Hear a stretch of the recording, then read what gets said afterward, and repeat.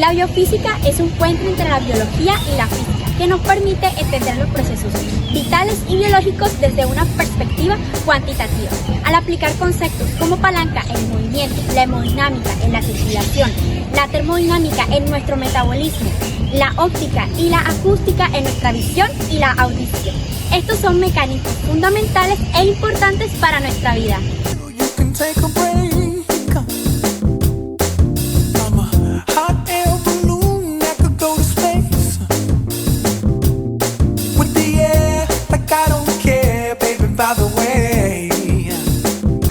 ¿Sabías que cada segundo tu corazón impulsa suficiente sangre como para llenar un vaso de agua? ¿O que el flujo de la sangre depende de las mismas leyes de la física que controlan los movimientos de los ríos? Descubre cómo funciona el fascinante sistema de flujo sanguíneo a través de la hemodinámica. ¿Pero qué es la hemodinámica? Es aquella la cual se encarga del estudio del flujo de la sangre en todo nuestro sistema cardiovascular, utilizando principios de la física como la presión y el flujo.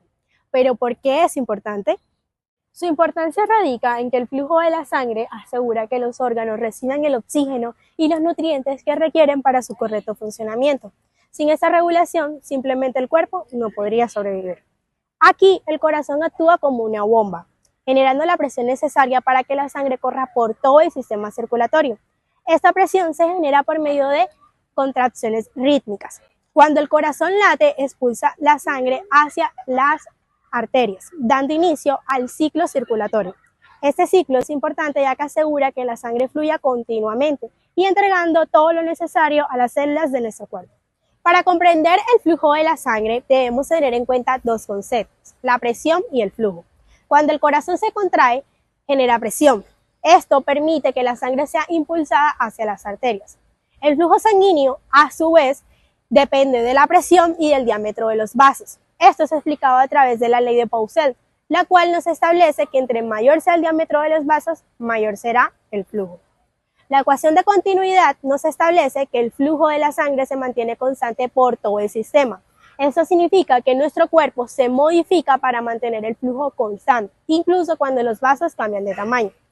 Es así, cuando los vasos son más estrechos, la velocidad aumenta. Por último, debemos tener en cuenta el principio de Bernoulli, el cual nos establece que un flujo en movimiento, la presión disminuye a medida que aumenta la velocidad. Es así como en vasos más estrechos, el flujo de la sangre es más rápido y la presión es menor. El sistema cardiovascular está compuesto por varios componentes claves. En primer lugar tenemos al corazón. Como se dijo anteriormente, este actúa como una bomba que impulsa la sangre. En cada latido genera la presión necesaria para el flujo. Sin embargo, posee 4 cámaras principales, 2 aurículas y 2 ventrículos. Las aurículas son aquellas las cuales se encargan de recibir la sangre que regresa al corazón, mientras que los ventrículos son aquellos que impulsan la sangre hacia los pulmones y el resto del cuerpo. El ventrículo izquierdo es el más potente. Este bombea la sangre a través de la arteria principal, que es la arteria aorta. Entre otros de los componentes vamos a encontrar a las arterias. Estas transportan la sangre a alta presión. Sus paredes elásticas le permiten soportar estas altas presiones y mantienen el flujo constante. Tenemos también a los capilares. Estos son aquellos que se encargan de intercambiar el oxígeno y los nutrientes necesarios. Su presión es baja, por lo tanto ayuda con la eficiencia de este proceso. Por último tenemos a las venas. Estas son aquellas que se encargan de regresar la sangre hacia el corazón y posee unas válvulas que le permiten que la sangre no retroceda.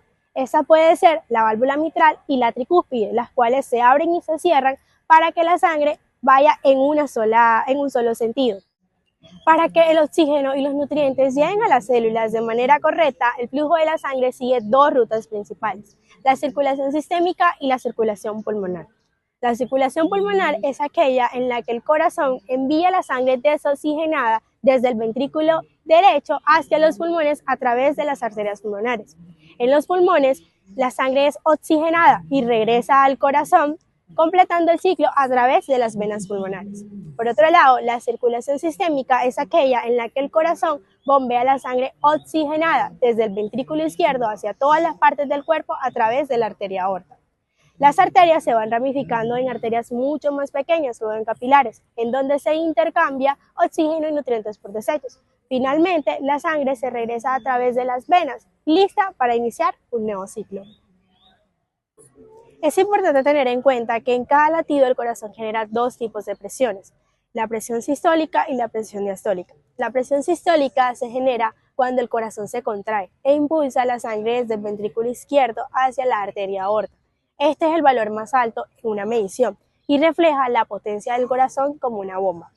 La presión diastólica es aquella que se da cuando el corazón se relaja y se llena nuevamente de sangre. Este es el valor más bajo dentro de una medición y el flujo se mantiene constante esperando a que el corazón se prepare para un nuevo latido. En resumen, la hemodinámica es importante para el correcto funcionamiento del cuerpo humano. Sin esta regulación en el flujo y la presión sanguínea, el transporte de oxígeno y de nutrientes sería imposible. Por lo tanto, es importante comprender la complejidad y la eficacia de nuestro sistema cardiovascular.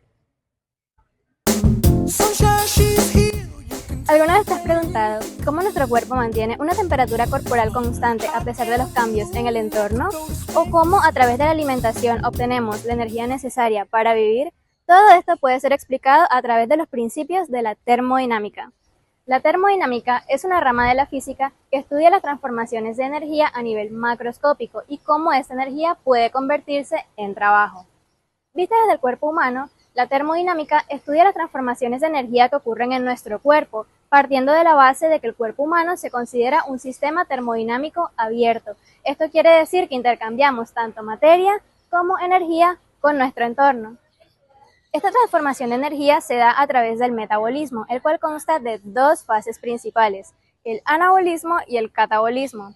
En el anabolismo, a partir de moléculas más pequeñas, se conforman moléculas más grandes, y en el catabolismo, a partir de moléculas grandes, se dan lugar a moléculas más pequeñas y se libera energía que a su vez servirá como combustible para el anabolismo.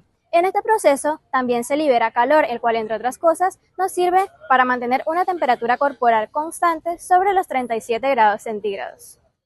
El hecho de que nuestro cuerpo mantenga una temperatura corporal constante nos dice que existe un equilibrio entre la ganancia y la pérdida de calor. Esto quiere decir que a través de los procesos catabólicos generamos calor y a su vez podemos perder calor mediante mecanismos como la convección, la conducción, la radiación o la evaporación. A continuación mencionaremos en qué consisten cada uno de estos. La pérdida de calor por convección ocurre cuando le transferimos nuestro calor a las partículas de aire o agua que entran en contacto con nuestro cuerpo. Esto lo podemos observar, por ejemplo, cuando estamos en un lugar con mucho viento o cuando nos sumergimos, por ejemplo, en la playa o en una piscina, ya que el aire, o mejor dicho, el viento, tiene una gran capacidad para robarnos el calor y el agua todavía más, ya que el agua tiene un mayor calor específico y también tiene una mayor capacidad térmica. Esto quiere decir que necesita mayor energía para calentarse, por lo cual nos roba más rápido el calor. La pérdida de calor por conducción ocurre cuando las moléculas vibran y transfieren su energía a las moléculas adyacentes.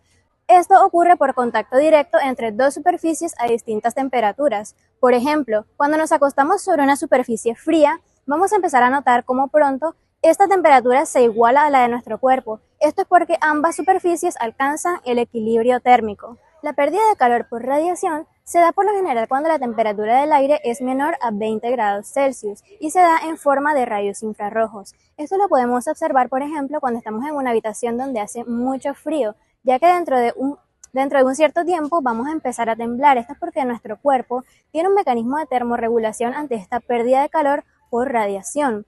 Entonces, ¿qué va a pasar? Que en este caso lo que está sucediendo es que estamos perdiendo calor, estamos liberando calor hacia el ambiente por medio de radiación. Y esta también es la misma razón por la cual nos abrigamos, para evitar que nuestro calor se pierda por medio de radiación. En el ejemplo concreto de la habitación fría, también podemos perder un poco de calor por medio de convección, pero en una medida mucho menor. Por último, la pérdida de calor por evaporación ocurre cuando el sudor presente en nuestra piel se evapora al entrar en contacto con el aire.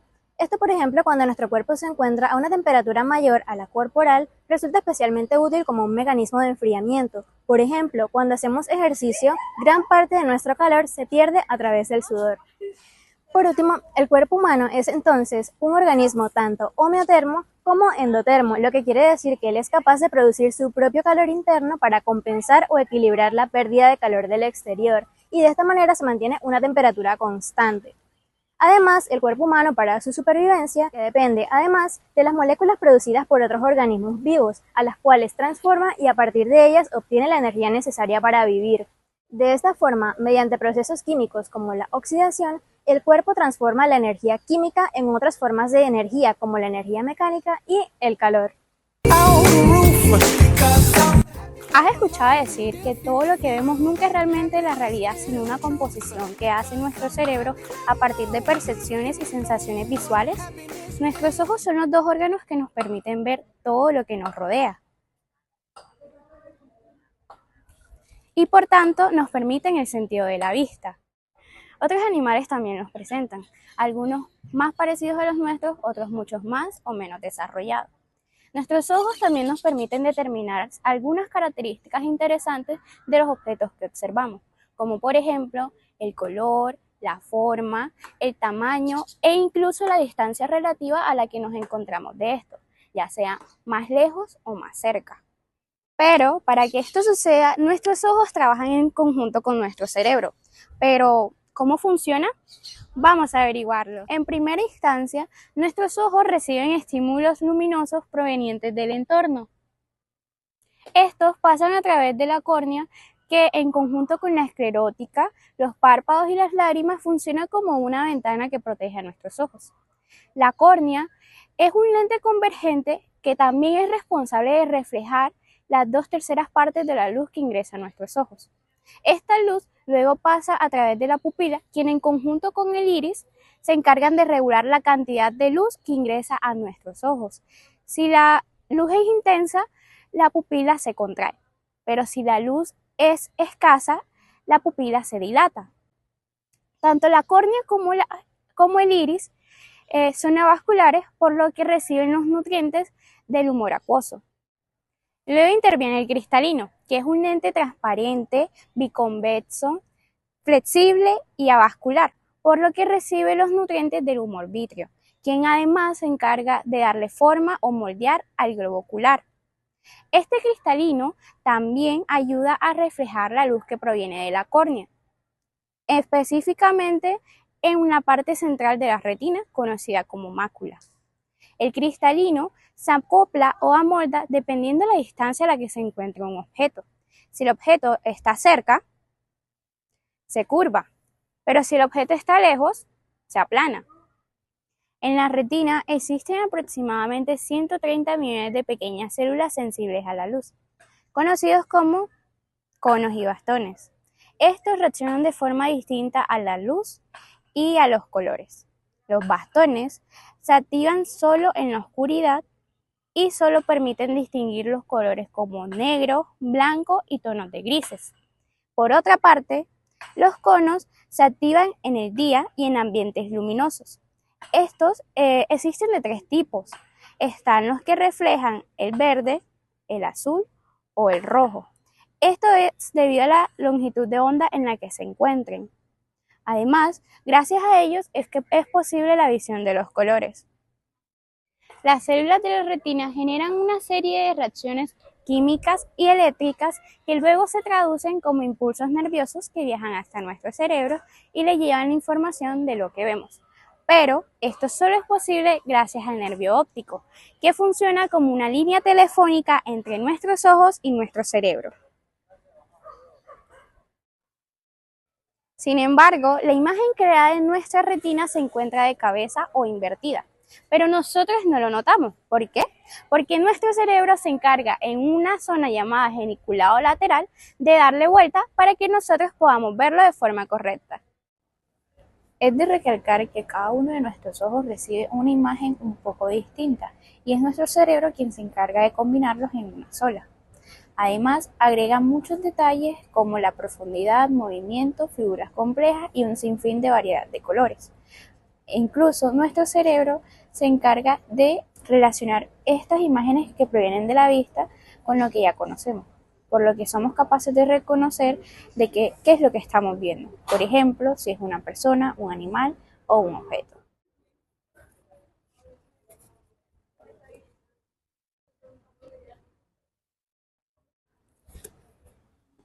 La córnea actúa como un lente convergente de tipo cóncavo-convexo y el cristalino como un lente biconvexo.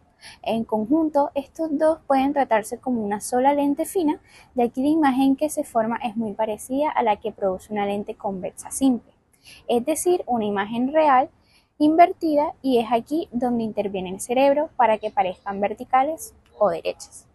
El estudio de la visión desde la biofísica nos permite comprender a detalle cómo se generan las imágenes y el correcto funcionamiento de los ojos, lo que es importante en distintas ramas de la salud, especialmente en la optometría y la oftalmología, porque nos permite comprender cómo se producen defectos de la visión como la miopía, ver de cerca pero no de lejos, como la hipermetropía, ver de lejos pero no de cerca, y el astigmatismo, la visión borrosa a cualquier distancia, y la presbicia, que es no ver de lejos debido a un desgaste en el cristalino.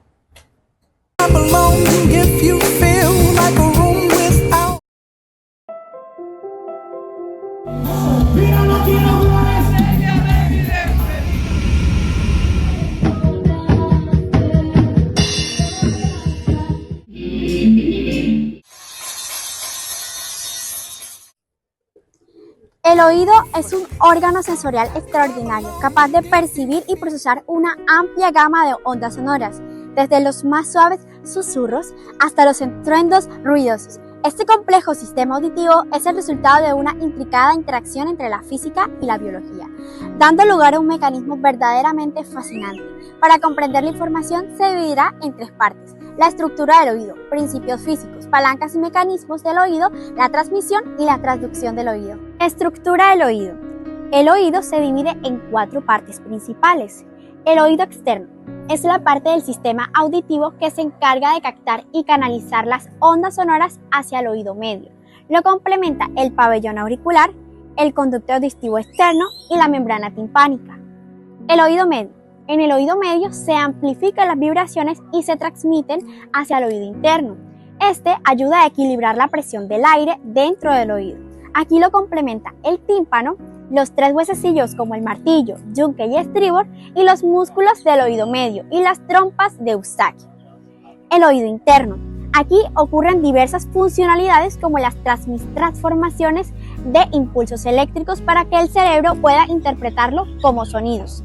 Es responsable de mantener el equilibrio del cuerpo y lo complementa la cóclea, el vestíbulo, los canales semicirculares y el nervio auditivo. El lóbulo temporal.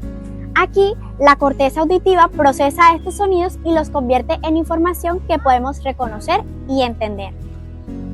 Dato curioso: la cadena de huesecillos es la más pequeña del mundo. El vestíbulo junto a los canales semicirculares se encargan de regular el equilibrio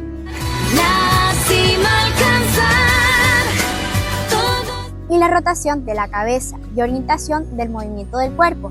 Este recibe los efectos de la gravedad y estos canales contienen un líquido que se mueve cuando giramos la cabeza. Dentro de estos canales hay células sensoriales con pequeños pelos que detectan este movimiento. Al moverse los pelos envían señales al cerebro que le indican la posición de nuestra cabeza en el espacio. Esta información, junto con la que recibimos de los ojos y los músculos, nos permite mantener el equilibrio y coordinar nuestros movimientos. Principios físicos del sonido. Para comprender cómo actúa la biofísica en el oído, hay que comprender cuatro conceptos esenciales. Primero, las ondas son perturbaciones que se desplazan por el aire u otros medios. 2. Vibraciones. Movimiento repetido de un objeto que causa ondas sonoras. 3.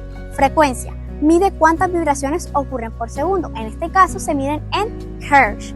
Y 4. La amplitud. Es la intensidad o la fuerza de la onda. Mecánica del sonido y palanca. La función mecánica del oído amplifica y transmite las vibraciones desde el tímpano a la cóclea a través de los huesecillos. Estos actúan como una palanca de primer grado, aumentando la fuerza de las vibraciones para mover los fluidos del oído interno y convertirlas en señales eléctricas que el cerebro interpreta como sonido. Transducción del sonido. La transducción del sonido es el proceso mediante el cual las ondas sonoras se convierten en señales eléctricas que el cerebro puede interpretar, y estas suceden de la siguiente manera. Primero, la captación de las ondas sonoras. Segundo, la vibración del tímpano. Tercero, la transmisión de los huesecillos. Cuarto, movimiento del estribor. 5. Estimulación de las células ciliadas. 6. Generación de señales eléctricas. Cuando los cilios se mueven, abren canales iónicos en la membrana celular de las células ciliadas. Este permite que iones como el potasio entren y despolaricen la célula. Esto genera un potencial de acción que se convierte en una señal eléctrica. 7. Transmisión al cerebro. Las señales eléctricas generadas por las células ciliadas son transmitidas a través del nervio auditivo. El cerebro allí interpreta estas señales como sonidos, permitiéndonos reconocer y comprender lo que escuchamos. La hipoacusia o pérdida auditiva es una condición que afecta la capacidad de percibir sonidos. Esta puede ser causada por diversos factores, desde daños en el oído externo hasta problemas en el sistema nervioso auditivo. La biofísica, al estudiar los procesos físicos involucrados en la audición, ha sido fundamental para comprender las causas de la hipoacusia y otras patologías y desarrollar soluciones tecnológicas innovadoras. Y gracias a la biofísica se han diseñado dispositivos como audífonos y prótesis cocleares que ayudan a impulsar estos procesos naturales de la audición y permiten a muchas personas recuperar o mejorar su capacidad auditiva. Hola a todos, bienvenidos a esta fascinante exploración sobre las palancas en el cuerpo humano. Hoy descubriremos cómo nuestro cuerpo usa principios mecánicos para moverse con eficacia y precisión. ¿Qué es una palanca? Comencemos con lo básico. Una palanca es una máquina simple, un dispositivo que modifica o genera una fuerza y transmite desplazamiento. Se compone de una barra rígida que gira sobre un punto de apoyo llamado fulcro. Imaginemos una balanza. Por un lado ponemos un peso que es la resistencia. Esta es el peso que ejerce sobre la palanca el cuerpo que deseamos mover, y por el otro aplicamos una fuerza que es la potencia. Esta es la fuerza aplicada voluntariamente en el extremo de la palanca con el fin de generar una reacción. Y por último, en el medio tenemos el fulcro o fuerza de apoyo que equilibra todo. Esta es la fuerza que ejerce el fulcro sobre la palanca, igual y opuesta a las dos anteriores, ya que la barra se sostiene sin desplazarse sobre el punto de apoyo. Tipos de palancas. Desde un punto de vista biomecánico, nuestro cuerpo utiliza tres tipos de palancas. Palancas de primer grado. Aquí el fulcro está entre la fuerza y la carga. Un ejemplo es el movimiento de la cabeza al inclinarse hacia atrás y hacia adelante. La articulación atlanto-occipital es el fulcro. Un uso común de estas palancas es el equilibrio y el control fino de movimientos delicados. Palancas de segundo grado. La carga está entre la fuerza y el fulcro. Un ejemplo es cuando nos ponemos de puntillas, utilizando el tobillo como fulcro. Este tipo de palancas proporciona una ventaja mecánica significativa, permitiendo levantar el peso corporal con menor esfuerzo muscular. Palancas de tercer grado. La fuerza se aplica entre el fulcro y la carga. La mayoría de las palancas en nuestro cuerpo son de este tipo. Por ejemplo, al flexionar el brazo en el codo, el bíceps aplica la fuerza entre la articulación del codo, que es el fulcro, y la mano, que es la carga. Aunque estas palancas no proporcionan una ventaja mecánica tan grande, permiten movimientos rápidos y amplios, esenciales para actividades diarias como escribir, lanzar o levantar objetos. Palancas de la medicina. La ortopedia. En este campo, el principio de palanca se usa para entender y tratar condiciones y lesiones. Por ejemplo, las férulas y yesos actúan como palancas para mantener los huesos en la posición correcta para su curación. Rehabilitación. En la terapia física se utilizan ejercicios que imitan el funcionamiento de las palancas naturales del cuerpo para fortalecer músculos específicos y mejorar la movilidad. Estos ejercicios son vitales para la recuperación postoperatoria y el manejo de condiciones crónicas. Prótesis y órtesis. El diseño de prótesis y órtesis se basa en los principios de las palancas para restaurar o mejorar la funcionalidad de las extremidades. Por ejemplo, las prótesis de pierna utilizan mecanismos de palanca para imitar el movimiento natural del tobillo y la rodilla, proporcionando estabilidad y eficiencia en el caminar. Conclusión. Las palancas son esenciales en nuestro día a día y en la medicina. Nos permiten movernos con eficiencia y nos ayudan a recuperarnos y mantenernos saludables. Es impresionante cómo principios mecánicos tan simples son fundamentales para nuestro funcionamiento. En conclusión, los temas abordados: termodinámica, hemodinámica, palancas, visión y audición reflejan cómo los principios físicos interactúan en nuestro funcionamiento diario.